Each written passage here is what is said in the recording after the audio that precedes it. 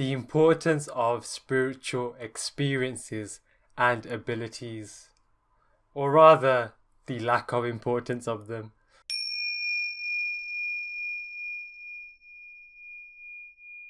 So I know definitely on my journey, as it is with most, this whole idea of spiritual abilities, opening the third eye, psychic senses, astral traveling, lucid dreaming, all of these things are just so interesting. Exploring some of the unseen and unknown potentials that we have that we've not known for our entire life, so at least in this lifetime. And we've even got people like Wim Hof who does crazy things like swimming under ice water, or I was hearing something recently where it wasn't a recent thing, but I heard it recently where he was injected with E. coli and he himself consciously was able to suppress that in him. And so a lot of these abilities are actually spoken a lot in certain books, such as Autobiography of a Yogi by Paramahansa Yogananda, as well as there's another person called Sri M, who has a book called Apprentice to a Himalayan Master, something along those lines.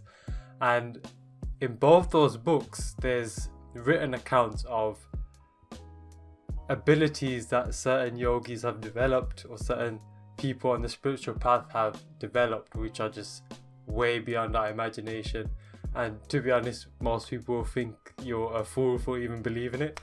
However, we have someone such as Sri M, who is a living person who's here to tell the story, as well as written a book.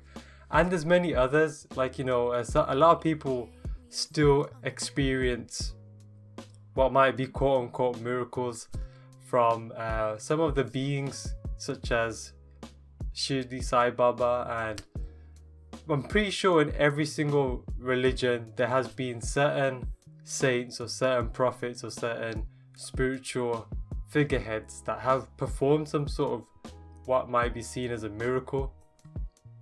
And a lot of these people will even say that a miracle, what it really is unexplained science. Like even something as crazy as, you've heard Jesus walking on water, or I've even seen videos which, again, since it's a video, it could be labeled as hoo-ha, but someone literally manifesting something like a small thing out of their hand. And it just seems like, how does this happen? It's a random thing. But usually there's something involved. Like if you go to India, you'll probably run into a lot of people that, are fake also, but able to perform a lot of these miracles. And a lot of these things actually benefit our life, like building your intuitive sense, building your psychic sense, being able to be more empathic and understand people is actually a very useful thing. And there's a lot of blissful experiences, you could say, that come out of things like meditation and on your spiritual journey, that even provide a lot of healing for someone. And for you to even open the doors to such experiences and to see that, wow, it's actually possible to feel this amazing, is life-changing in itself. However, as far as I know, that every single person who has claimed to be able to perform legitimately certain miracles, or even people that can perform normal things, like they might have psychic senses and things like that, they've always stressed the importance of self-realization. They said for the most part, when it comes to abilities and experiences, that these things are more of a distraction on the path.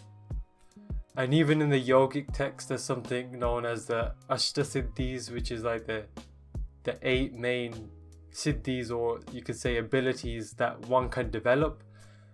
And you can look at those in your own time, but these abilities, even though they may seem so grandiose and so impossible or even amazing, part of the reason why they're there, and why most would say that even on the spiritual path you'll automatically gain certain abilities and go through certain experiences, they're more so there to show you that, oh, even though I've experienced the bliss of blisses, and of being able to develop such unique abilities and potential that something still doesn't feel enough.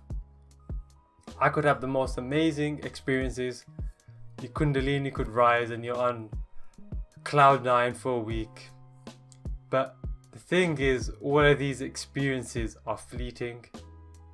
If you, for example, were able to levitate, which again, there's another person called Rasaji who teaches a certain form of Tai Chi Gong, which is 3,000 years old. And on this side tangent, he himself, another teacher that he's put forward, and many of his students have actually said to experience a small bit of levitation to some extent. Again, take it as you wish. But even if you did gain certain ability, we're all going to pass away from this body at some point. Anything you gain and any experience you have is all impermanent. So a lot of what are these great saints that have come from the past, or that are even in the present, they would always stress the importance of self-realization, of enlightenment. And the important bit to know is that enlightenment is not an experience. Enlightenment doesn't just come and go away. What happens through the process of enlightenment is you're undoing a lot of the conditioning that we've developed over time that's caused this sense of separation from our true nature, from our, you could say, merging with source, with the divine. And through this you realize what your natural self is. You realize that part of you that is permanent, that comes before everything. That part of you that was here before you were born and will be here after you pass away, quote unquote, after you just change form. And it's this permanent part of us that offers this permanent ease or this permanent fulfillment, to where you feel like, okay, you could even say completed life. It almost feels like you've completed life. Like there's nothing you can do which can add to how you feel. And this naturalness develops. You have this clarity, this authenticity. And there's nothing that you can do that will take this away. There's nothing that can take this away, because anything that may, quote unquote, be able to comes after this awareness, this permanent part of you, which offers you that feeling of just being back at home, being restful at home. And this is why this is seen as the ultimate goal. Even some of the oldest spiritual lineages which come from yoga, the end goal isn't to have a certain experience. It isn't being able to astral travel. It isn't being able to even heal someone, although of course all of these things help. The end goal is to reach this complete self-realization. And there's different stages to it. In yoga, there's different levels of samadhi. In various other traditions and religions, there's even various levels depicted. And of course, the levels of consciousness is like a unifying chart that shows you the step by step to where each of these systems can be overlaid upon. And through this returning to your natural self, to this permanent, you're actually able to live your blueprint that you came here with. Whatever it is you were meant to do, becoming enlightened isn't something magical or isn't something for holy people or for spiritual people. Enlightenment is you returning to your natural self. Enlightenment is a birthright for everybody to be able to be at ease, to access this permanent ease or this permanent naturalness, this permanent peace, fulfillment. That is a part of you, that has always been a part of you. And there's even a natural healing that occurs by even being in this space. Like even myself, I have these meditations which you can access for free, emotional healing meditations, and a lot of this, all that it is doing is teaching you how to be present with what you're feeling, because this awareness, this deeper part of you, this permanent part of you, is untainted. It has never been tainted. Like, life has been lived upon it, but it's not being affected. Like, you know, you've got a book which is like a blank white page, and you've got writing on top of it. Now, that writing is our experience of life, of how we're living, but that white page is our awareness that has always been there, unnoticed for the most part, but has never been affected. Like, that ink is on top of the page, is not actually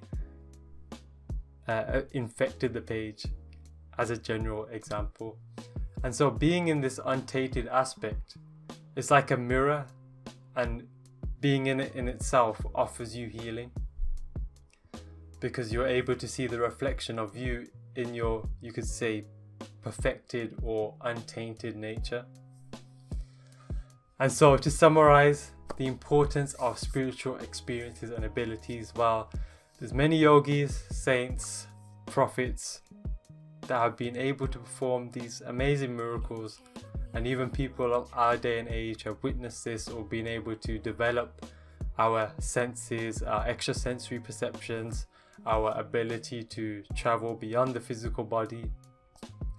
However, any saint, any person being able to perform a lot of these miracles have always stressed the importance that it's about self-realization. You will gain a lot of things on the spiritual journey. You will have a lot of amazing and blissful experiences, but these are more of a distraction. They're completely fine to have, they're completely fine to use, but just don't forget the ultimate goal, which is self-realization, because that is a permanent seeing, versus everything else that happens in your life is impermanent. And it's this permanence that offers you that fulfillment, that completeness, that naturalness, and that permanent peace. So that's it for this video. Wishing you well. Let me know in the comments if this resonated with you and if you have any questions, and have a great day.